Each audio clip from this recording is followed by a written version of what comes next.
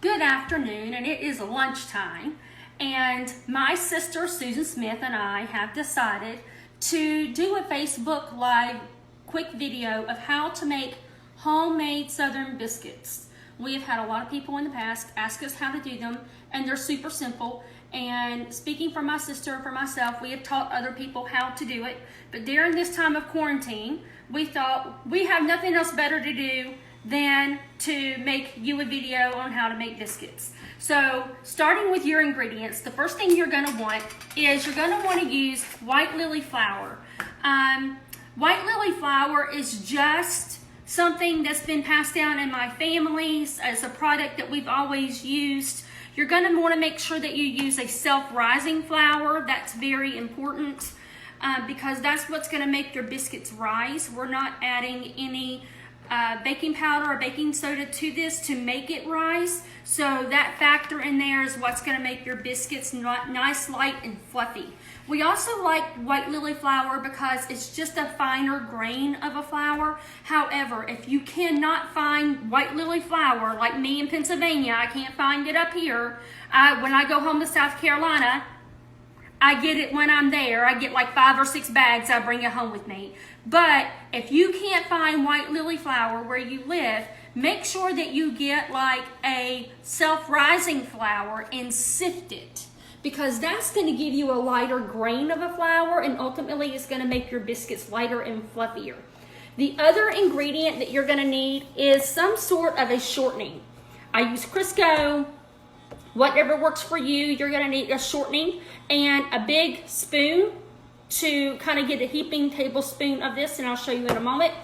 You're going to need a pan for your biscuits to put them on. You're going to need some milk, and you can use regular milk. I've got regular 2% here, or you can use buttermilk.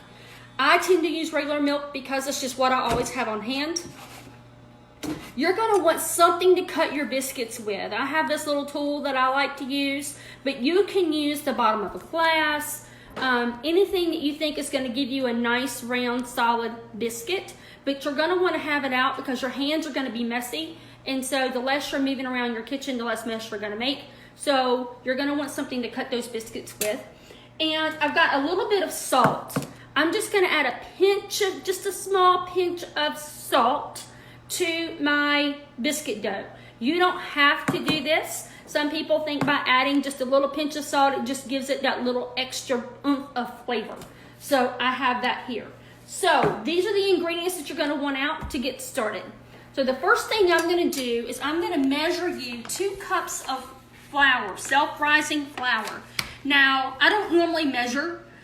For the purposes of this video, I'm going to measure just so you've got something, a measurement to work off of. So I'm going to go ahead and measure out my 2 cups of flour, so therefore it does not have to be exact.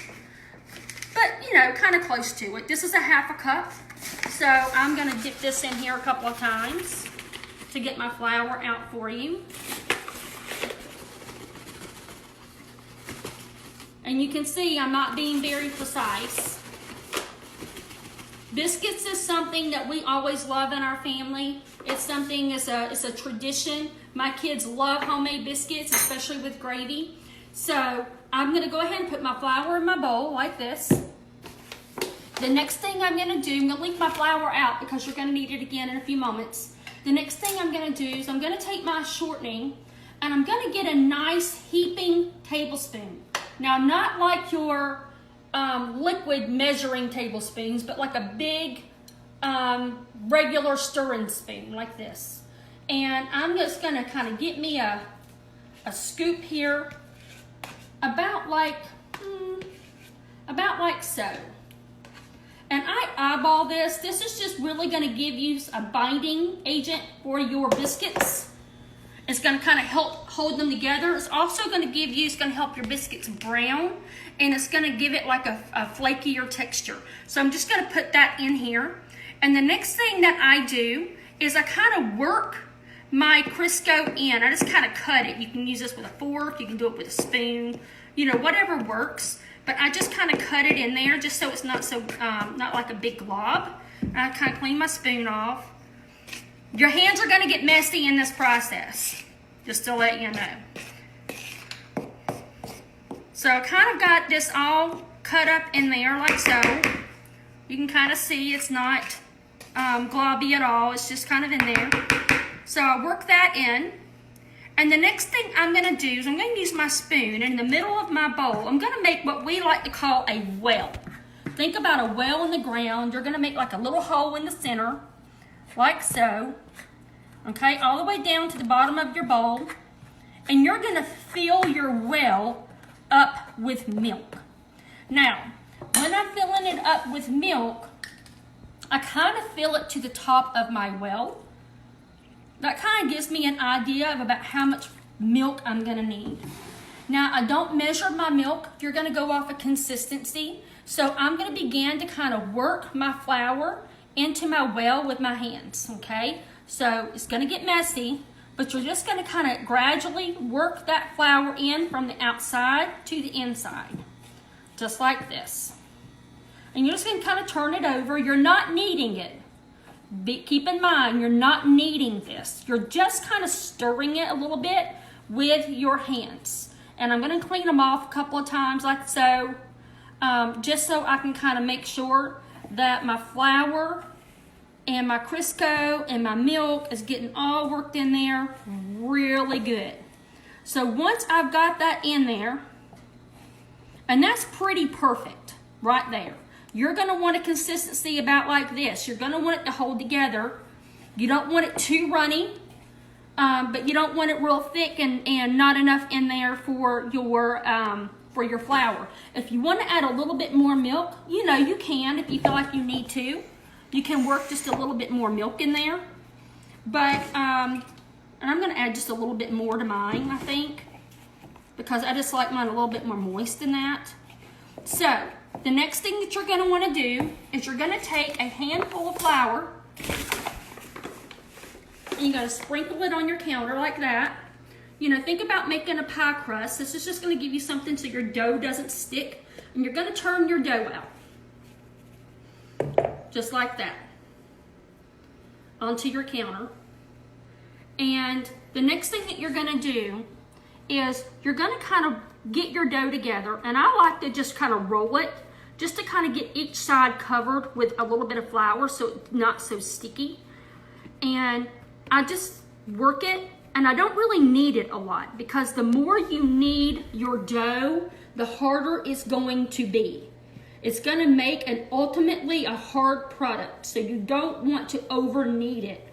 And that's why when you're doing it, you're mixing it in the bowl, you want to be really careful about not over mixing. And that's why it's really good to use your hand, because you can feel the consistency and you can tell when it's mixed really well. So the next thing I'm going to do is I don't use a rolling pin. You can if you want to. I just use my hand.